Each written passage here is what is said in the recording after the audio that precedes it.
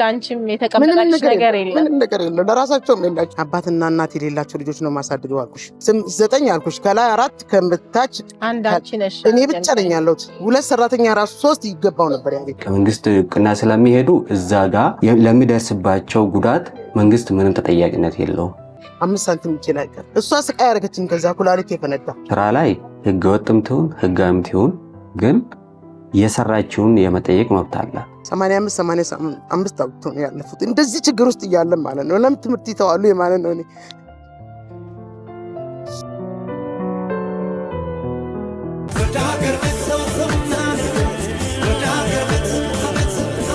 ሰላም እንዴት አላችሁ ውድ ወደ ሀገር ቤት ፕሮግራም ተከታታዮቻችን ይህ ፕሮግራም በፍልሰትና ፍልሰት ተመላሽ ሴት ኢትዮጵያውያን እውነተኛ ታሪክ ላይ የሚያተኩር ሲሆን በፖፑሌሽን ሚዲያ ሴንተርና ከዩኤንኤም በተገኘ የገንዘብ ድጋፍ ዘወትር ቅዳሜ በአባይ ቴሌቪዥን በዚህ ሰዓት የምናቀርብላችሁ ሳምንታዊ መሰናዷችን ነው በፕሮግራማችን የተለያዩ በፍልሰትና ፍልሰት ተመላሽ ሴቶች በእውነተኛ ታሪኮቻቸው ውስጥ የገጠማቸውን ውጣ ውረዶች ያሳለፉትን ስኬትና ውድቀቶች እንዳስሳለን ስለ ፍልሰት የተለያዩ ማህበረሰብ ክፍሎችና የሚመለከታቸው ባለድርሻ አካላት አስተያየት ይቀርብበታል በዚህ ክፍልም ከዚህ ቀደም እንዳቀረብንላችሁ የተለያዩ እውነተኛ የፍልሰት ታሪኮች ሁሉ ለእናንተ ይመጥናል ብትመለከቱትና ብታዳምጡት ትማሩበታላችሁ ያለውን እውነተኛ የፍልሰት ታሪክ ይዘንላችሁ ቀርበናልና ተከታተሉ በዛሬው ፕሮግራማችን ሴቶቻችን በህገወጥ ፍልሰት ምክንያት ከሀገራቸው ከወጡ በኋላ መብታቸውን ሁሉ ተገፈው ደሞዝ ተከልክለው በስቃይ ህይወታቸውን እየመሩ ለህግ ያመለክቱ ነገር ህግ አያውቃቸውም ህገወጥ ፍልሰተኞች ናቸው እርዳታ አይጠይቁ ነገር ከተያዙ እጣፋንታቸው እስር ቤት ነው ይህንን እውነት ግን ለማንም ለመናገር አይደፍሩም የሚልኩት ፎቶ እንኳን መሬት ላይ ያደሩ ፊታቸውን ብቻ ተነስተው ደስተኛ ኑሮ እያሳለፉ ለመምሰል ይሞክራሉ ህይወትን በማስመሰል ውስጥ መከራን ይጋፈጣሉ የዛሬ ባለ ታሪካችን በዚህ ሁኔታ ውስጥ ያሳለፈች ነች እስከ ፕሮግራማችን ፍጻሜ አብራችሁን እንድትቆዩ እኔ ዳኛ ይታይ ጋብዣችኋለሁ መልካም ቆይታ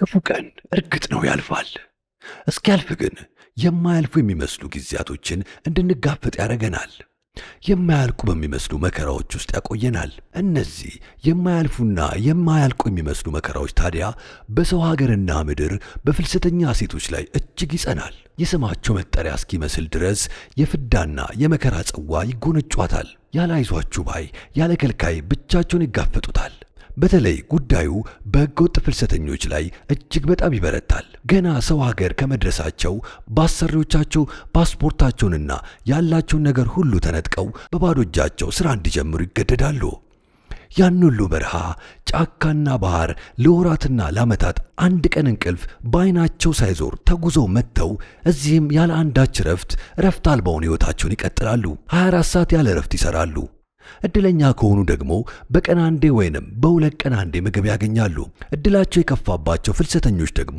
ጭራሽ መመገብ የሚያስደበድብና የሚያስገድል ይሆንባቸዋል የሚሰሩት ስራ እጅግ ከባድና ለሴት ልጆች የማይሆን ከፍተኛ ጉልበት የሚጠይቅ ነው ይህንን በተደጋጋሚ ለዓመታት ስለሚያከናውኑት የወገብ ህመም የኩላሊት በሽታ የአካል ጉዳት ከምግብ እጦት ጋር በተያያዘ ለአንጀትና ለጨጓራ በሽታ ይጋለጣሉ በዚህ ምክንያት የተዘጋ ቤት ውስጥ ሞቶ የሚገኙ ብዙ ሴት እህቶቻችን አሉ ከዚህም ሲከፋ በአሰሪዎቻቸው ባሎች በየቀኑ የሚደፈሩና የሚደበደቡ በርካታ ናቸው መደፈራቸውን ለማንም ቢያሳውቁ እንደሚገሏቸው ማስጠንቀቂያ ስለሚሰጧቸውና ሚስቶቻቸው ይህንን ቢያውቁ ከባልየው ይልቅ እናንተ ናችሁ ባላችንን ያሳሳታችሁብን ብለው ስለሚደበድቧቸውና ከፋሲልም ከሚኖሩበት ህንፃ ላይ እስከ መወርወርና ሌሎችንም ለመስማት የሚዘገንኑ ጉዳቶች ስለሚገጥማቸው ህመማቸውን ዋጥ አድርገው ወደ ውስጣቸውና ወደ ፈጣሪያቸው እያለቀሱ መኖርን ይመርጣሉ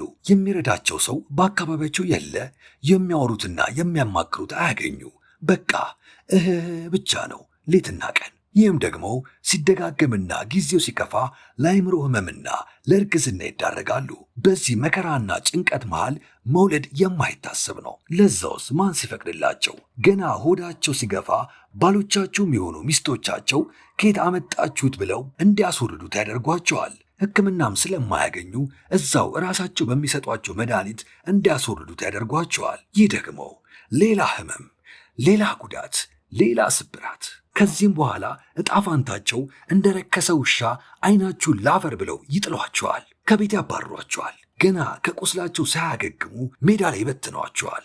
በሐዘንና በህመም እንደተኮራመቱ አንድ የሚያውቋቸው እነዛ ያመጧቸው ደላሎች ስለሆኑ ለነሱ ይደውሉላቸዋል። ወይ አያነሱም ወይ ስልክ ቀይረዋል። ህገወጥ ደላሎች ስራቸው ህገወጥ ስለሆነ ቋሚ ስልክና ቋሚ አድራሻ የላቸውም። ይህ ሁኔታ ደግሞ ለሌላ ችግር ይዳርጋቸዋል።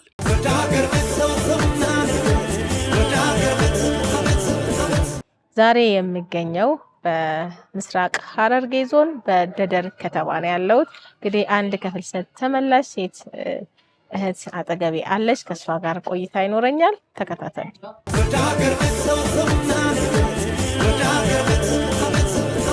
ሰላም፣ እንዴት ነሽ? ደህና ነኝ፣ እግዚአብሔር የተመሰገነ ይሁን። ስምሽን ማን ልበል? እኔ መውደረድ ይባላለሁ። እሺ መውደድ፣ እንግዲህ በፍልሰትና ፍልሰት ተመላሽ ፕሮግራም ላይ ያንቺን ታሪክ ለሌላ ፍልሰተኛ እህቶቻችን ለማካፈል ፍቃድሽ ሆኖ አብረሽን ስለቆየሽ እጅግ አድርጌ አመሰግናለሁ። እኔም አመሰግናለሁ። እስቲ እንግዲህ ስለ ጉዞሽ እናውራ። እንዴት ነበር የጉዞሽ አካሄድ? እኔ ከሀገር ልወጣ የቻልኩበት ማለት ነው፣ እኔ ሰራ ነበረ ማለት ነው። በሀገሬ ውስጥ ሰራ ነበረ። ኩድራ ነክ ነገር ሰራ ነበረ። ምን ነገር? ኩድራ ነክ ኩድራዎች፣ ኩድራ ማለት እነዚህ ድንችና ሽንኩርት፣ ቲማቲም ማለት ነው። እነሱን ነገር ሰራ ነበረ። እየሰራው እያለ አባትና እናት የሌላቸው ልጆች ነው ማሳድገው አልኩሽ፣ የወንድሜ ልጆች። ከኔም ከባለቤቴ ጋር የለውም። ልጆች እያስተማርኩ እያለው የእህቴ ሞተችብኝ። አባ ባለቤቱ አልነበረም፣ እህቴ ሞተችብኝ ማለት ነው። የእሷ ልጆች ላይ ማንም ሰው ስለሌለ እኔ ላይ ሆኑ ማለት ነው። እነሱን እንትን በማለበት የሰውን ወስደውን ኩድራ በጠቅላላ እየቀነሰብኝ መጣ ማለት ነው። መመለስ አልቻልኩም። ኪንታል እንወስዳለን፣ ሽንኩርትም ድንችም እንወስዳለን፣ እየቀነሰብኝ ይመጣል። ያንን ሰው መሸሽ ጀመርኩኝ ማለት ነው። እንዲህ ከሚሆን የሆነ ከሀብታም ሰው ያናገርኩትና እንደዚህ ብትሸኘኝ ይሁ እንደዚህ ይሆነናል እኮ ቤተሰብ እንደዚህ የሆነ ነው፣ ልጆቹም እንደዚህ የሆነብኝ ስለው እግዚአብሔር ይስጠውና የሆነ ወረቀት ጨረሰልኝና ሸኘኝ ማለት ነው። ሲሸኘኝ ወደ ሪያድ ሸኘኝ ማለት ነው። እዛ ደረስኩኝ። ምን ያጋጥመኛል? ከላይ 4 ክላስ ከስር 4 ታች መዝናኛ ብለው አለ 9 ክላስ ማለት ነው። ዶክተር ሃና በንጀር ትባላለች እና ክላሷ ልነግርሽ አልችልም። 9 አልኩሽ። ከላይ 4 ከታች እኔ ብቻ ነኝ ያለሁት እዛ ውስጥ። አንድ አንቺ ነሽ? እኔ ብቻ ነኝ ያለሁት። 2 ሰራተኛ ራሱ 3 ይገባው ነበር ያ ቤት። እኔ ብቻ ነኝ። ሲሄድ በቃ አልቻልኩትም። በቀን ነው የምታስወለውለኝ ማለት ነው። ነገርኩሻለሁ። ሃና በንጀር ማለት በጣም ጥሩ ሰው ትመስላለች እንጂ በጣም ክፉ ሰው ናት።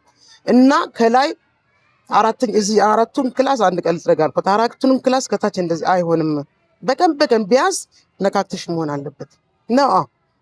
እንደገና ዛሬ የወለወልኩትን ቤት ነገ ደግሞ ታቀያይረኛለች። ሶፋ ፍሪጅ፣ የሆነ ቀንማ ፍሪጅ ስነካ አላህ ነው ያወጣኝ ይዞኝ ማለት ነው። ይሄ ቦታ ማብራት አለ፣ ይሄ ማብራት የሌለ አትለኝም ማለት ነው። አሁን ምን ላድርግ? እንዲህ እያልኩኝ አመት ተቀመጥኩኝ። ለምን እነዚህ ልጆች አሉ አባት የሌለችው እዚህ 13 ነን እኛ የወለደችን ማለት ነው። በዛ ላይ የኛ ልጆች እሷ ላይ ጨምሬ ሄድኩኝ። ስቃይ ነው። 2 ወር ሲሆን ላኪላት እላታለሁ፣ ይላታል 5 ሳንቲም ይችላል። እሷ ስቃይ ያደረገችኝ። ከዛ ኩላሊት የፈነዳ። ለቤቱ የመጀመሪያ ልጅ ነበር አይደለም? 5ኛ ነኝ። ከ13ቱ 5ኛ ነኝ። እና ሃና በንጀር በእናትሽ እህት የለሽም ወይ? ይሄን ነገር ወይ በሳምንት አድርጊልኝ ወይ ደግሞ በ4 ቀን እንኳን አይደለም። እኔ ብዙ እንግዳ ስለሚመጣብኝ ብዙ እንግዳ እዚህ ቤት ስለማይሆን ዶክተር ስለሆንኩኝ በቀን መነካካት አለበት። እንዳለ መስታወት ነው። ባሏ ደግሞ የሉብናኒ ሰው ነው። ሺሻ ስጠጣ ነው የሚያድር። 6-7 ሺሻ ሳጥብ ነው ማድረው። ያ ሺሻ እዛ ጋር ካላነሳውኝ አልተኛም።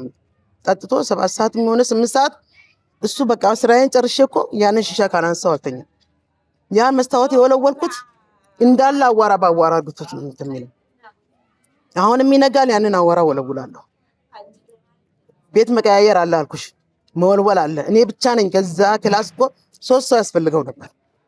እኔ ብቻ ነኝ ማለት ነው። ሃና እንደዚህ አይደለም፣ እንደዚህ ብታረግልኝ እንደዚህ ምን ሰማኝ አልቻለችም። አመት ተቀመጥኩኝ እንደዚህ እያለ እግሬ ማበጥ ጀመረ። ሃና እስቲ እግሬ ያበጠ ማታ ስተኝ እግርሽን ወደ ግድግዳ ላይ አድርጊና ተኝ፣ ይወርዳል ደግሞ ወደ ታች አለችኝ። ያበጠው በስራ ብዛት ምክንያት። አዎ አዎ እንደዛ ነው። ግድግዳ ላይ አርግቼ ደሜ ይውረሽ። አሁን እንደዛ ስላት ምንም ነገር ሐኪም ቤት የምትወስደኝ ነገር የለም። አመት ሆነኝ አልኩሽ እያልኩኝ እንደዛው እየሆንኩኝ 2 አመት ተቀመጥኩ እሷ ጋር። 3ኛ አመት ልሄድ አይደለም ጠፋውባት ማለት ነው። እኔ ልጠፋ ነው ወቂ እንግዲህ መሮኛል እኮ እኔ ሲያስገብኝ የባሰች ነው ያቺ ደግሞ የልጆች እናት ነች። ጃፖኒያው ካውያት አርግ ትለኛለች። የባሰ ግሬ ነፋው። ሌሊቱን ሙሉ ካውያ ሳደርግ ነው ማድረው ነው። የሷ ልብስ አይደለም የልጆች ልብስ ጃፖኒ። እኔ መናገር አልችልም። እሷ ካውያ አርጊ የምትለኝ ነገር ግን እዚህ ውስጥ አልናገርም፣ መናገር አልችልም። የውስጥ ልብሷን አውልቃ እስታደርገኛል ማለት ከዛ ጠፋኝ። አሁንም ጠፋው። የሆነ የአገሬ ልጅ እንኳን አለም የቆልብልኝ አገኘሁት እዛ። እንደዚህ ነውና እኔም እኮ እንደዚህ ሰርቼ እኮ ልጠፋ ነውና የሆነ ነገር እንትን አዘጋጅቼ በዛው እንሄዳለን አለኝ። የሆነ ቦታ ወሰደን። እስር ቤት ገባችሁ? እስር ቤት ገባን። መጣሁ። ስመጣ ያው 5 ሳንቲም አላኩኝም። ስቃይ ነው። እዚህ ስመጣ የባሰ ረሃብ ነው፣ ስቃይ ነው። ምን ብዬ ልንገርሽ? ስቃይ በስቃይ ነው። ትንሽ ሳልቆይ እንደገና ወንድሜ ሞታው ነው። እኔ መጥቼ በስቃይ ላይ ይታረድ ይባላል። እሱ ሞት። የ5 ልጆች አባት ነው። አይዞሽ፣ እግዚአብሔር ያጽናችሁ። አይዞሽ። በዛ ነው እና አሁንም ተመልሼ ማለት ነው ዱሬ የገዛቸው ወርቆች አሉ እዚህ የኢትዮጵያ ሸጥኩኝና አሁንም ዱባይ ለመሄድ መኮርኩኝ። ሲሄድ የት ያጋጥመኛል? አሁንም ዱባይ ነው መስሎኛል። ኢማራት ገጠር ልም ያለው ገጠር ለሁለተኛ ጊዜ ተመልሰሽ መጥተሽ? አዎ።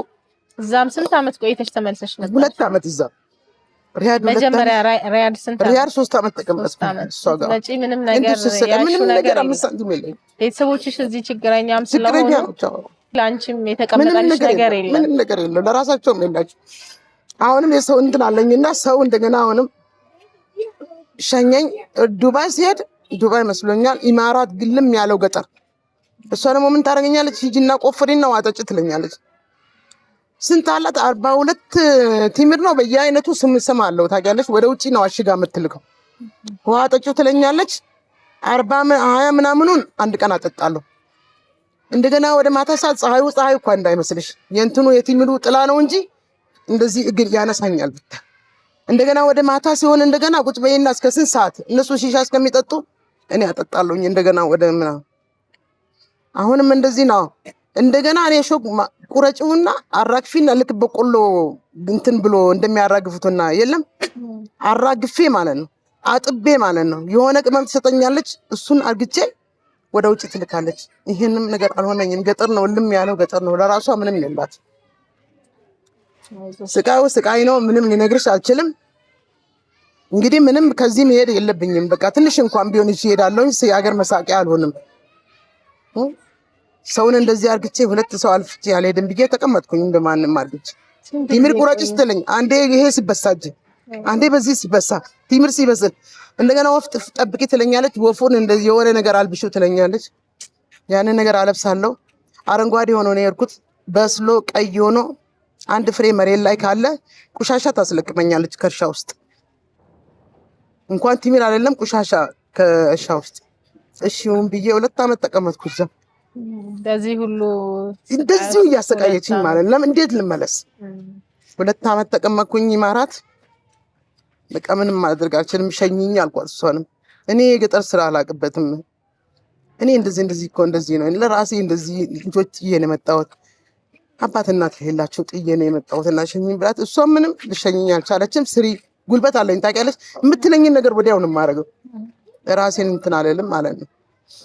እንደዚህ አይነት ስቃይ ደርሶብኝ ነው የመጣሁት ልሻለሁ።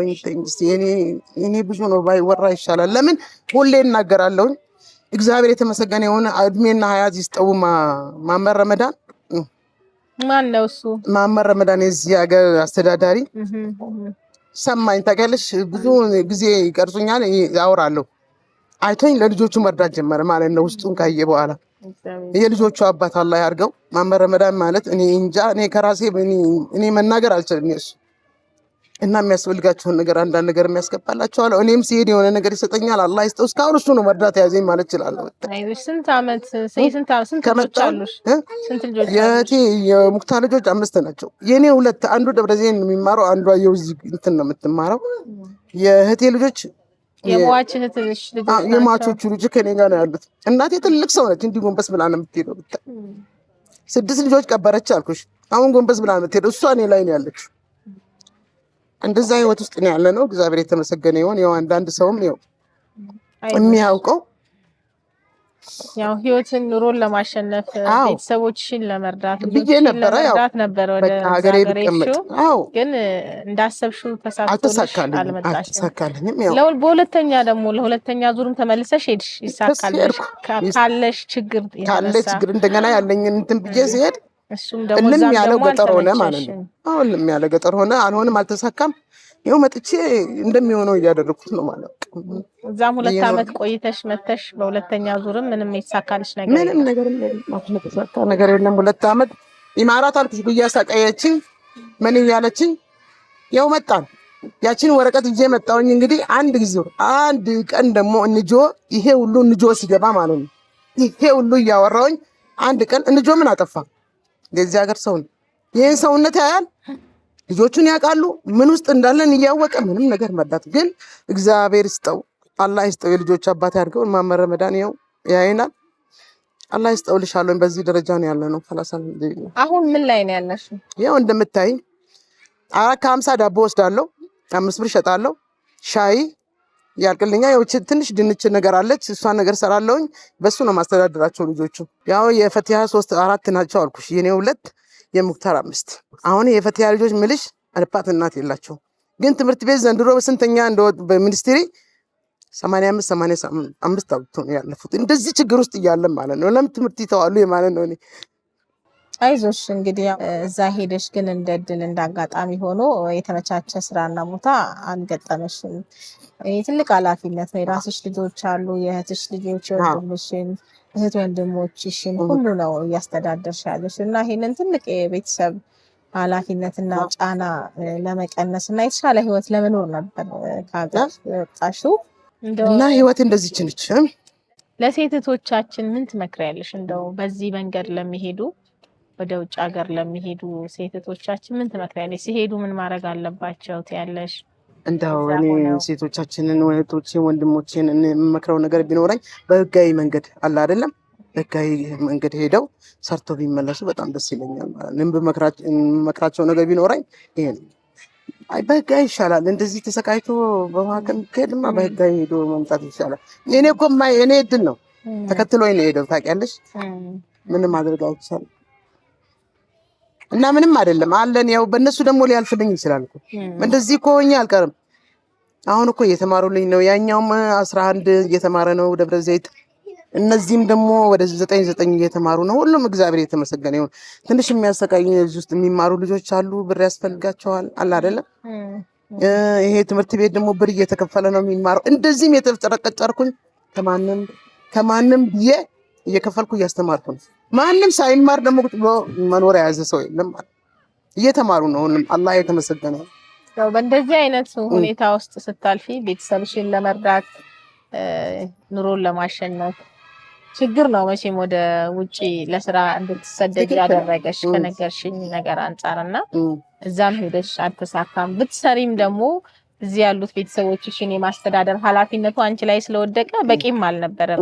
የቤተሰቡን ብዛት አንቺ ብቻ የምትረጂ ከሆነ ደግሞ በቂ አልነበረም እና እንደገና መተሽ ደግሞ ተመልሰሽ ሄደሽም እንደዛው ተመሳሳይ ነገር ነው የገጠመሽ እና በዚህ ሁሉ ሁኔታ ውስጥ በጣም ከባድ ነው ለሴት ልጅ እንግዲህ ቤተሰቧን፣ የራሷን ልጆች፣ እህት ወንድምንም ማስተዳደር እጅግ በጣም ከባድ ነው እና እንደው ይህንን መንገድ ስታልፊ የረዳሽ አይዞሽ ያለሽ ሰው አለ? አዎ አላህ ይስጠው አልኩሽ እኮ ማንበረ መድኃኒዓለም። አንድ ደግሞ ሼል ያለው ሰውዬ አለ። እሱም ደግሞ አንዳንድ ነገሮችን ያስገባልኛል። ሲያልቅባቸው ደግሞ ከጎኔ ይሆናል። አሁን ግን በአሁን ሰዓት ውስጥ ሌላ ሀገር ቀይሯል ታውቂያለሽ። እና እግዚአብሔር ይስጣቸው የልጆች አባት አላህ ያርጋቸው። ሁለቱ ይረዱኝ ነበረ። ይሄኛው አይዞሽ ነይ በየወሩ ነይና የምትፈልጊውን ነገር እንትን እያለኝ ነበር። ማንበረ መድኃኒዓለም አላህ ይስጠው፣ ጤናውን አላህ ይስጠው። የዚህ ሀገር አስተዳዳሪ ማለት ነው። ሄጄ አላሳፈረኝም።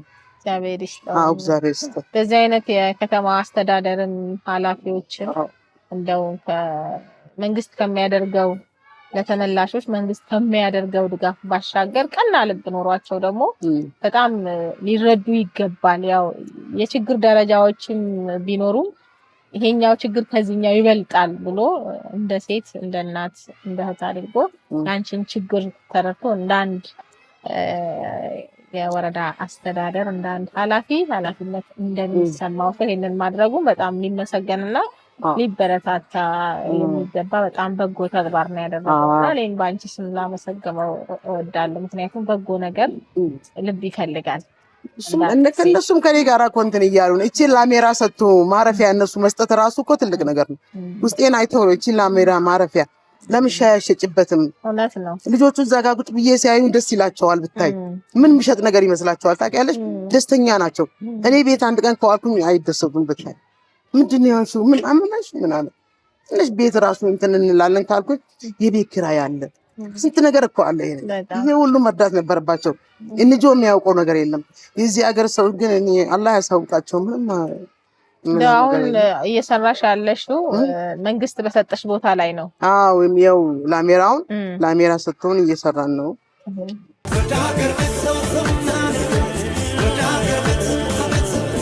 ከሚሰሩበት ቤት የተባረሩት እኚህ መከረኛ ሴቶች በፖሊሶች እጅ ይወድቃሉ። ፖሊሶቹም ህገወጥ ፍልሰተኞች እንደሆኑ ካወቁ በኋላ በፍጥነት ወደ ማጎሪያ ወስዷቸዋል። ደግሞ ሌላ ስቃይ፣ ደግሞ ሌላ መከራ ሊቀምሱ። ፍልሰተኛ ሴቶቹ ህገወጥ ስለሆኑና ማንም እንደማይጠይቃቸው ስለሚያውቁ ለነሱ እንደ በረከት ይቆጥሯቸዋል። ከዚህ ውስጥ ለመውጣት ወይ ከፍተኛ ገንዘብ ይጠይቋቸዋል ወይንም ሴትነታቸውን ይጠቀሙበታል። ብር ከፍለው አይወጡ ነገር ከሚሰሩበት ቤት አይደለም ገንዘብ ነፍሳቸውን ይዘው መውጣታቸው በተአምር ነው። ይህን ሁሉ ጊዜ ለፍተውና መከራይተው ማንም አይጠይቀንም በሚል ስሜት አሰሪዎቻቸው ቤሳቤስቲም ስባሪ ሳይከፍሏቸው ሰድበውና ደብድበው ያባረሯቸዋል። ያላቸው አንድ አማራጭ ጭናቸውን ከፍተው ህመማቸውን መቻል ብቻ ነው። ብቻ መከራና ስቃያቸው ተዘርዝሮ የሚያልቅ አይደለም። እያንዳንዱ ደቂቃ የሚቆጥረው በእንግልትና በሰቁቃ ነው። የምድር ሲኦል ማለት ለእነዚህ ሴቶች ይሄ ቦታ ነው። እኚህ ሴቶች በየማጎሪያው ለወራት ወይንም ለዓመታት በሰቆቃ ካቆዩአቸው በኋላ በመጨረሻም በመጡበት እግራቸው ወደ ሀገራቸው እንዲመለሱ ያደርጓቸዋል። በስተመጨረሻም ያለምንም ጥሩ ውጤት በመከራ የተደመደመ የምስኪን ሴት ህይወት ተብሎ ይጠራል። ይህ ነው በቃ ፍልሰት። ትርፍ የሌለው መከራና ጭንቀት፣ ድምፅ የሌለው ባዶ ጩኸት፣ ለሰቆቃና ለእብደት ራስን አሳልፎ መስጠት፣ አዛኝ ሰው ማጣት፣ የውስጥ ህመም፣ የራስ ምታት፣ የጭንቅ ቁስል ውስጡ ረመጥ። ሀገራቸው ላይ ሆነው ቢሆን ግን ቢያንስ ህመም ሳይኖርባቸው ለከፋ ችግር ሳይጋለጡ በሙከራዎቻቸው መሃል የሆነ ጥሪት ያተርፋሉ። መከራም በሀገር ችግርን በቤት ያልፋልና ፍልሰት ይብቃ።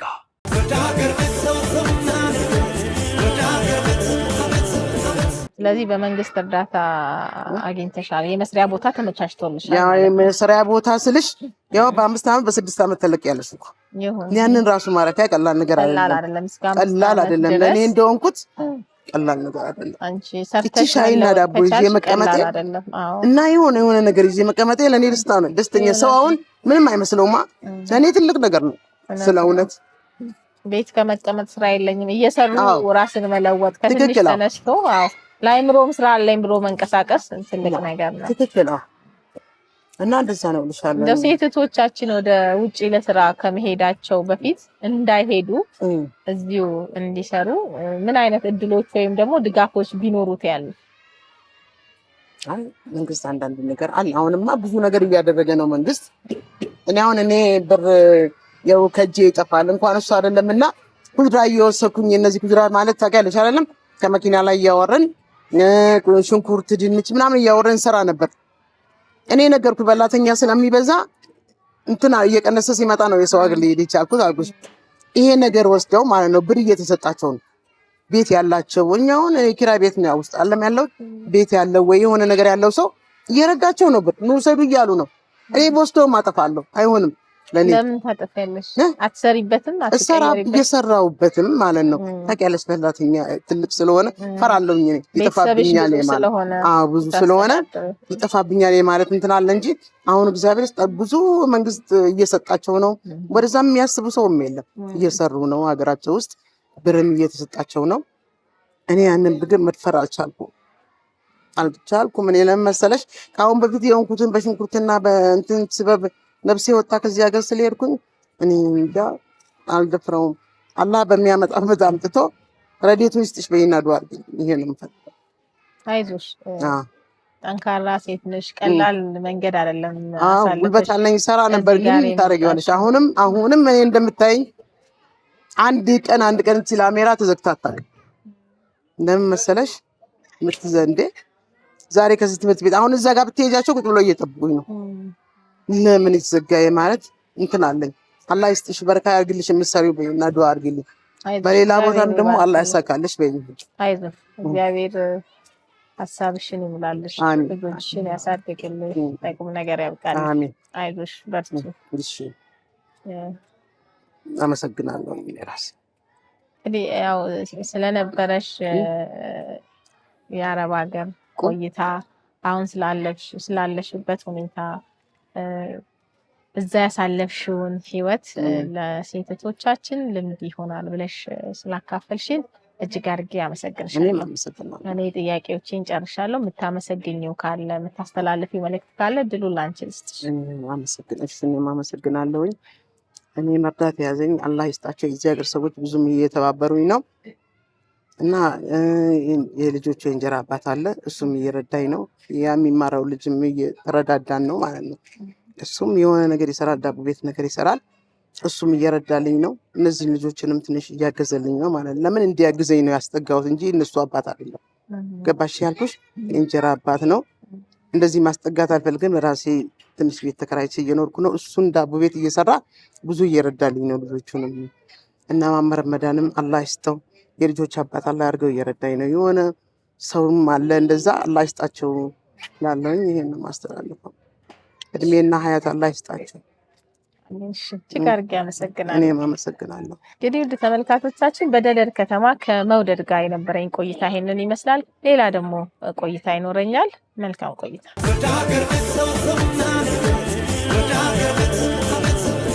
እንግዲህ ዛሬ የሚገኘው በምስራቅ ሐረርጌ ዞን በደደር ከተማ ነው።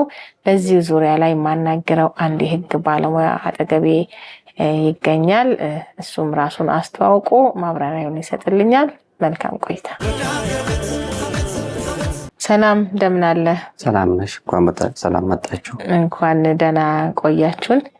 እንግዲህ ፍቃድ ሆኖ ከኔ ጋር ቆይታ ለማድረግ እዚህ ስለተገኘ እጅግ አድርጌ አመሰግናለሁ። እኛም እናመሰግናለን። እስኪ ራስን ለተመልካቾች ያስተዋውቅልኝ። እኔ ስሜ አህመድ ሹክሪ ይባላለሁ። የደደር ወረዳ ፍርድ ቤት የመንግስት ተከላካይ ጠበቃ ነኝ። ጥሩ። እንግዲህ አንዳንድ ከፍልሰት ጋር ተያይዞ ጥያቄዎች ይኖራሉ። እንግዲህ ከህግ አንጻር አንድ ሰነድ አልባ ፍልሰተኛ ህጋዊ አቋም የለውም ስንል ምን ማለት ነው? ያ ማለት ህጋዊ አቋም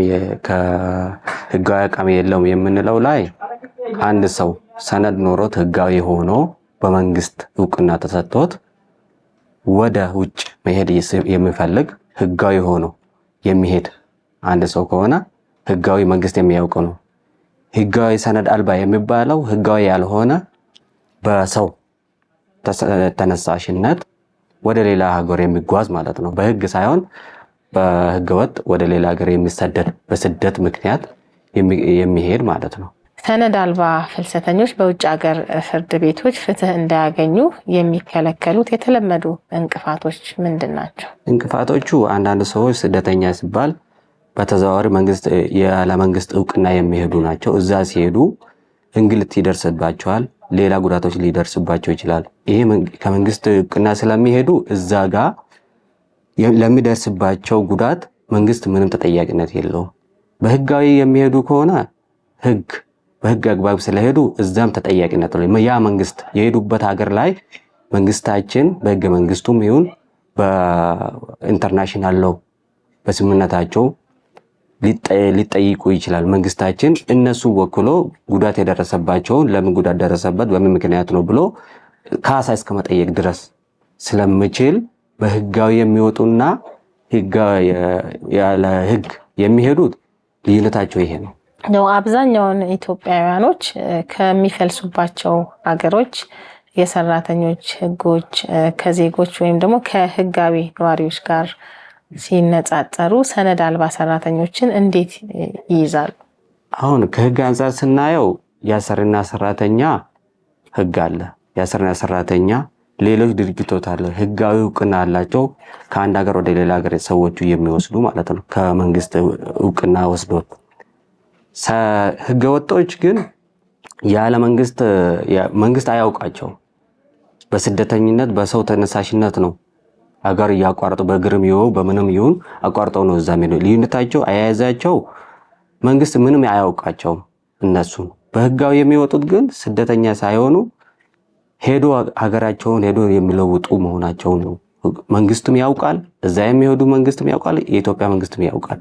ስለዚህ እዛ ላይ ጉዳት የሚደርስባቸው ከሆነ መንግስት ምንም ሊያደርግላቸው አይችልም። ማድረግ ያለበት እንደ ህጋዊ ሆኖ ወደዛ እንደሚሄዱ ነው መንግስት የሚፈቅደው እንጂ ያንን ህገወጦችን ግን አይበረታታም። እንደው በእነዚህ ሁኔታዎች በጣም የተለመዱ ምን አይነት በደሎች አሉ? የደሞዝ ስርቆት፣ በአደገኛ ሁኔታ ውስጥ ትንኮሳዎች ምን አይነት ናቸው? ህገወጥ ስደተኞች ማለት እዛ ትንኮሳዎቹ ይደርሱባቸዋል። ለምን እዛ ሄዶ ከአንድ 2-3 ቤት በላይ ነው የሚሰሩት እዛ።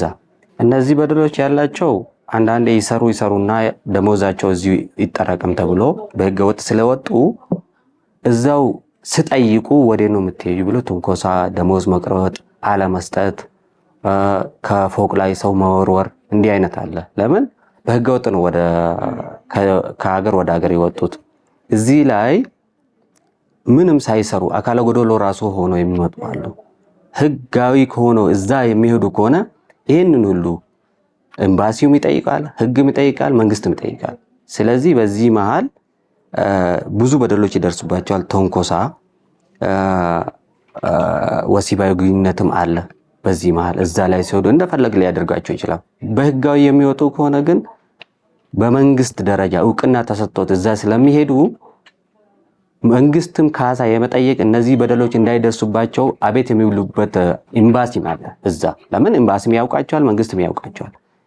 ህገወጦች ግን ማንም አያውቃቸው። ራሳቸውን በራሳቸው ነው የሚደርስባቸውን ሁሉ ችሎ እዛ የሚደርሱ ስለሆነ የመንግስት ምንም ሊጠይቃቸው አይችሉም። ካሳም ሊያገኙም አይችሉም። እዛ ብዙ ጫና አለባቸው። በዚህ ብዙ በደል ስለሚያደርስባቸው በህጋዊ መንገድ ቢሄዱ ነው የሚመረጠው ማለት ነው። ሰነድ አልባ ፍልሰተኞች ከሀገር የመባረር አደጋ ሲያጋጥማቸው ለሰራተኛ ተቆጣጣሪዎች ወይም ደግሞ ለፖሊስ ጥቃትን ሪፖርት ማድረግ ይችላሉ? ያኔ ይችላሉ። ለምን መሰለህ? አንድ ዜጋ ነው ህገወጥም ይሁኑ ህጋዊም ይሁኑ ዜጋ እስከሆኑ ድረስ ህጉ ምን ይላል? ጥቃት ሲደርስባቸው ለፖሊስ ለምናምን አቤት ሊሉ ይችላሉ። ማለት ያለባቸው ግን ለኤምባሲያቸው ነው። ህጉ እንደዛ ነው የምለው። ለኤምባሲያቸው ሪፖርት አድርግቶ ከዛ ኤምባሲያቸው ወደ ሀገርን መግባት እንፈልጋለን፣ ህገወጥ መሆናቸው ይታወቃል፣ ግን ዜጋ እስከሆነ ድረስ አቤት ማለት ይችላሉ። ብሉም ግን በህግ እዛ ይታዩ። መንግስት ምንም መጠየቅ አይችልም። ዜጎች ስለሆኑ ወደ ሀገር ቤት እንዲገቡ ብቻ ሊያበረታቱ ሊያደርጉ ይችላሉ ማለት ነው። ዓለም አቀፍ ስምምነቶች ወይም ደግሞ የሰብአዊ መብት ማዕቀፎች ሰነድ አልባ የፍልሰተኞች መብቶችን እንዴት ይመለከታቸዋል? ዓለም አቀፍ ስምምነቶች እንዳሉ ሆኖ እንደ ዜጋ ነው የሚያዩት፣ ግን አይደግፉም። ህገወጥ ስደተኞችን አይደግፉም። ግን ወደ ስደት የሚሄዱ ከሆነ ግን ከለላ ያደርግላቸዋል ዓለም አቀፍ ያለው። ለምን ስደተኛ እስከሆኑ ዜጋ እስከሆኑ ድረስ ኢንተርናሽናል ለው ሁሉንም ስደተኛ በአንድ አይን ስለሚያይ ከለላ ያደርግላቸዋል። ግን ጥቃት እንዳይደርስባቸው ከለላ ለምንድን ነው የሚያደርግላቸው? ጥቃት እንዳይደርስባቸው እንደገና እዛው ከለላ ውስጥ ሆኖ ወደ ሀገራቸው የሚመለሱ ከሆነ ወደ ሀገራቸው እንዲመልሱ፣ መሄድ የሚፈልጉ ከሆነ ህጋዊ ሆኖ ወደ የሚፈልጉበት ሀገር እንደሚሄዱ ትምህርት ይሰጣቸዋል። ለምን ሁሉንም ነገር በህግ እንደሚሄድ ነው እንጂ ይሄንን አይደግፉም። ኢንተርናሽናል ለው በስደት እንደሄዱ ህጋዊ የሆኑ ብቻ እንዲሄዱ ነው የሚደግፈው ማለት ነው። እዚህ ጋር አመሰግናለሁ። ሰነድ አልባ ፍልሰተኞች መክሰስ ካልቻሉ ፍትህ የመፈለግ ምን ሌላ አማራጭ መንገዶች ይኖሯቸዋል? መንገዶች አሉ። ለምን መሰለሽ እዛ ሄዳ በሰራችው ስራ ላይ ህገወጥም ትሁን ህጋዊም ትሁን ግን የሰራችውን የመጠየቅ መብት አላት።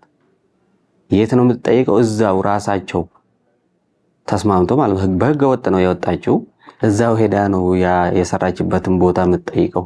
ህጋዊ ከሆነች ግን እሷ ጠይቃ እምቢ የሚሉ ከሆነ መንግስት ነው የሚጠይቀው።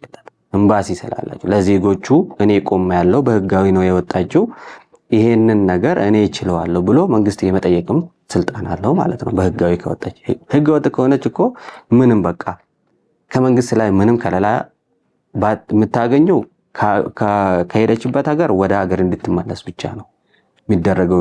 ሌላ ጥቃት ከተፈጸመባት ያ መንግስትም ሊጠይቅም አንዳንዴ ይችላል።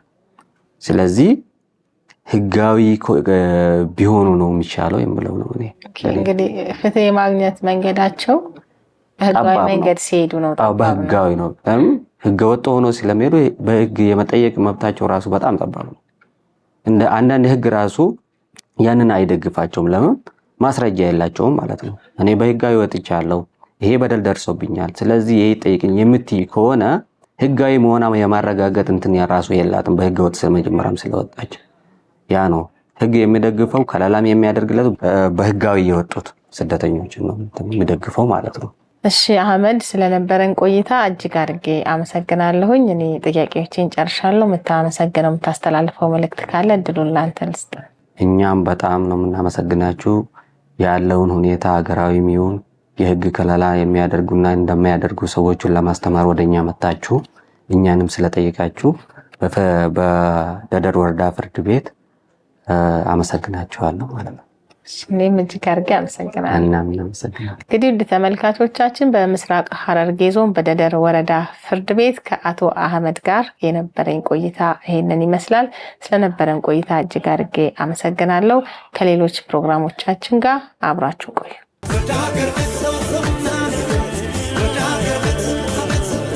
ውድ የዳገር ቤት ፕሮግራም ተከታታዮቻችን የዛሬው ፕሮግራም የተከታተላችሁትን ይመስላል። በህገ ወጥ መንገድ የሚደረግ ጉዞ አድካሚና ህይወትን ለአደጋ የሚያጋልጥና ህይወት እስከ ማጣት ዋጋ የሚያስከፍል ነው። የህገ ወጥ ፍልሰት መጨረሻው ይሄ ነው። ሁሌም ህጋዊን መከተል መልካም ነው። እንዳሰብነው ኑሮ ባይሳካ እንኳን ህይወታችንን ማትረፍ እንችላለን። ሳምንት በሌላ የፍልሰት ታሪክ እስከምንገናኝ ድረስ መልካም ሳምንት።